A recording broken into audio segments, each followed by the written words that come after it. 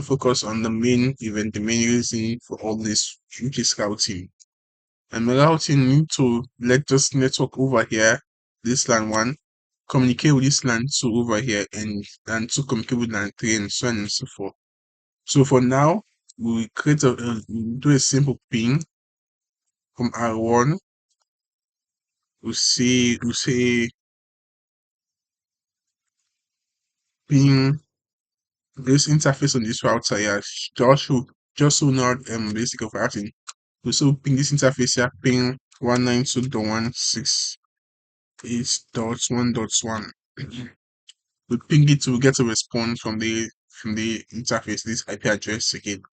So we say we let ping this other IP address on this interface over the 12 network, say ping 12.0.0.1, which is on this interface. I will ping it. We'll also get a reply. So the why routing is important and why we do routing is because if we try to ping this interface here 12.0.0.2, although the network can see this interface, this router one can see this interface here, this network knows the network, but router 2 here also them knows the network, but router 2 do not know this network here, the source IP address, does not know the source IP address network where the network belongs to. So what router do is they don't forward off to all the switches. If you don't know where to send it, just drop the packets. So if we try from this PC here, we say ping that interface on the router 2, say ping 12.0.0.2. We try to ping this router here. We see that the PC cannot ping this router here. The message will be sent from here onto this point, but this router now doesn't know the way back to send the message. The router does not know the 192.168.1.1.0 network. So the router will drop the packets. So as you can see, what's timeout. So this is why routing is important, because we need devices on different LANs to get to another device on a different LAN. This LAN here should communicate with this and this communicates. This is just like the basic of how the internet works. The internet is just a bunch of a bunch of networks combined together. It's a network of networks. So this is why routing is important. So first we're going to talk about static routing. And to do static routing, we get to the for static routing, we have like different types of static routing. The first static route we have is just simple static, which we configure shortly. It moves we also have float static address, which is a backup static address for when we move to dynamic protocols. It's just a backup in case those routing protocols fail. The static route will take charge.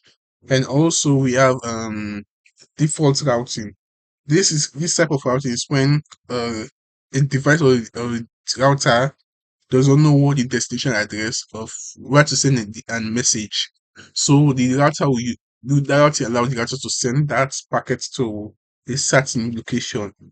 That is default routing. So, but first, I talk about simple static routing, which is so for enter the router here, router one, enter interface of router one. We say enable config T, and when I global configuration mode, we'll do the routing in global configuration mode. So now we say we want this PC, this router to know this network here, 192.168.2.0 network. So enter the router one, enter router, we'll say IP route. Then we give the destination address or destination network. Not the IP address is the network, this network ID 192.168.2.0. You see IP route 192.168.2.0 and the subnets 255.255.255.0. This is /24. And then for the next option, this This that part is quite complicated. So let me just explain. You have two methods to put there. First of all, we use the interface. The interface pointing to that network. This interface pointing to this network. We can use this interface to send information out there, which is S0/1/0. But we can also the most common one uses the next up address. The next up address is the opposite router. For example, this is the router we're currently configuring, and this is network where 192.168.2.0, and this is the device to that network. So if we want to use the next up address, it's called next up. We use the IP address over here. You can use the interface S0/1/0. It will work fine, no problem. You can also use the IP address, but the most common thing used is the IP address of this network, this device interface here, sorry, which is 12.0.0.2. So we use that, the one common you say next up address 12.0.0.2. The address of this opposite interface here. We say we enter, when we enter now, go back to this village mode. Now we have a command in command with this to see how the different routes in so for show the different routes to say show IP routes. We see different routes available. The C here, C stands for connected connected networks. Example in router one will see the first connected network is 12.0.0. This network here is connected to router one. And the local, this L stands for local connection. Local connection is the IP address that is connected to the network. Again, we have the 13.0. Again, this network connected to our router one. And 13.0.0.1 is the interface. The same thing here for 192.168 the local one. This is the network connected and the local interface dot one. And now we see it has S, which is static. S stands for static. It shows now that with the static address we can get to 192.168.2.0, which is this network, by this interface, by this IP address here, which is 12.0.0.2. So after that, we try to see now we try to ping from this device to this network interface here. We say on router on PC1, sorry, we say ping 12.0.0.2. This ping would not work. This ping will not work. 12.0.0.2, it will not work. You see request timeout. The reason we done static routing, because we have already done static routing. The reason why this ping does not work is because this router knows how to get to this router, this network devices, this. But this router still doesn't know how to get to this network. So the message is still going, but it still does not know how to get to this. So to do that, we say we do another static routing in this router also. So this you see when the message was not sent. So say we go back to router 2 now. Router 2, and we try to get to the um global configuration mode. In the global configuration mode, now we say now do a IP static route for the router to know this. Router 2 to know this IP route 192.168.1.0. This IP, the network address, and the 255.255.255.0. And then this IP address here next up, which is 12.0.0.1.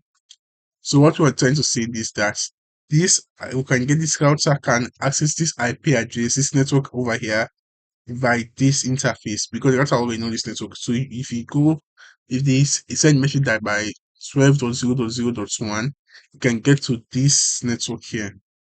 So moving into router 2, use enter. You can go back to privilege mode and say show IP routes. We can now see it knows how to get to the how to get to the 12.192.160.1.0 network. So if we try now, this device should ping, it should get a response. So say ping 12.0.0.2. It gets a response. Previously you were showing timeout because this router now here knows how to get to this network here. So we should now confirm that this PC1 can communicate to laptop 1.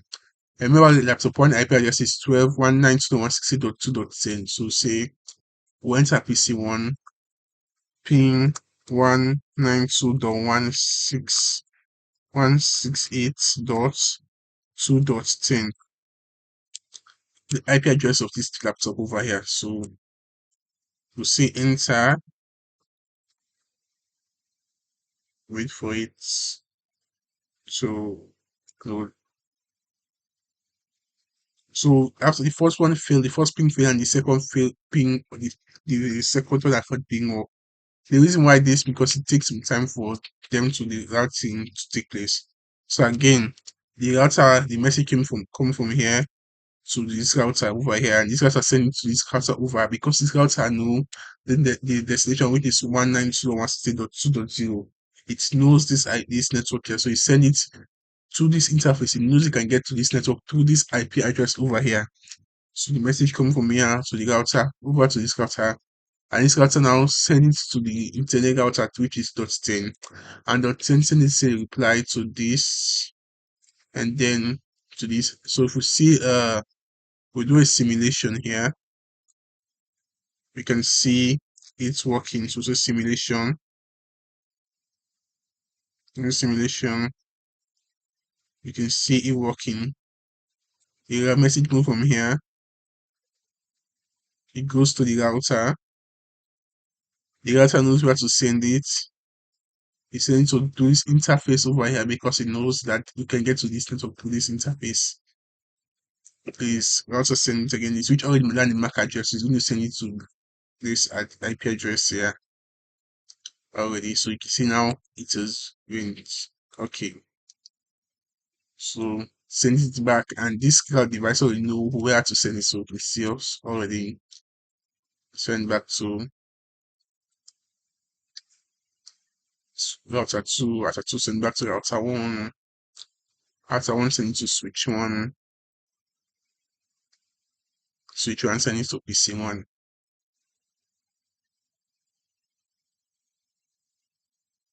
So see it already work. So you know that this simulation will take place. So I can already see how routing works. Because at first we were not able to get to this network over here. We try to ping this thing, we cannot get and ping it. So let's try again. Let's see if we can already move this way. So let's say we want to send mails, one PC want to access the server 1 here. So if we use another simulation also saying PC PC1 to this, you can already see our field, but let's say a simulation and it goes. Let's see how it goes.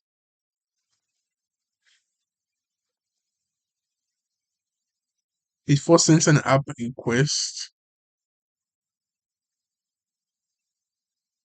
So it is gone. So see. Oh, let me just delete start. Sorry, let me start again. New one. So say delete. So start a new one from our PC1 to server 1. So say play. PC is gonna send message from this to this router to router 1. But router 1 doesn't know where to send the message, so it drops the packets. It does not know how to get to this 192.168.3.0. It drops the packets. But now, if we send it to this way, it knows how to get to this network. So we're going to do routes again for router 1 to know this network over here. So we see already failed. So delete this, move to real time. Now go into router 1.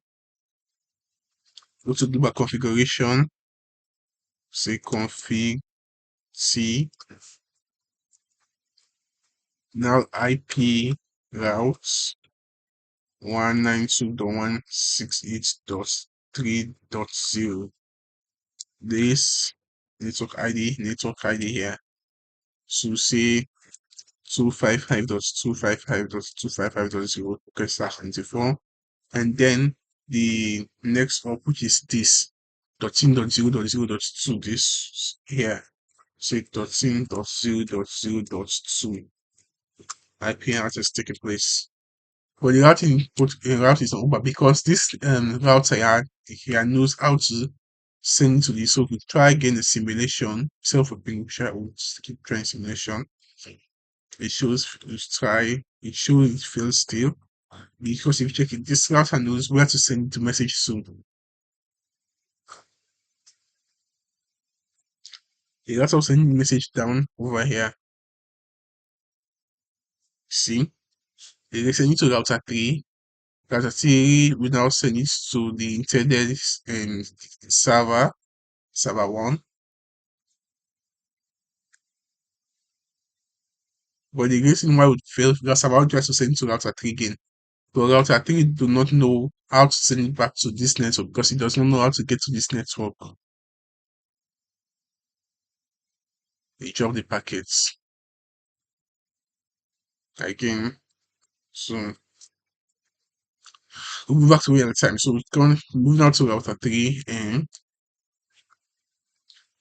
do a static routing. Wait, to enable config team. You have seen an IP routes 192.168.1.0, 255.255.255.0, and then the IP address of this, but you can get to this network through this way.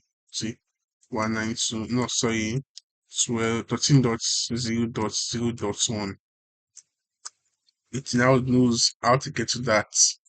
So now if we use again the simulation, immediately after put the simulation, we say it's successful. So try to play again. You can see the simulation move.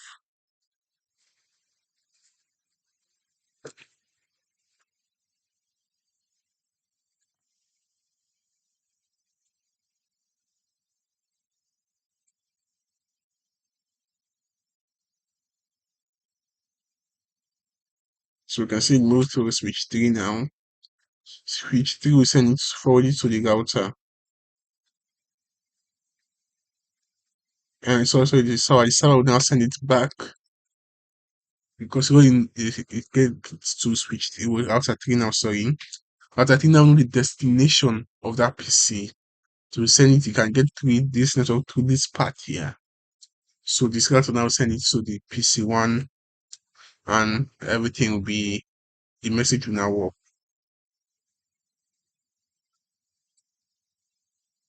The message will now work now.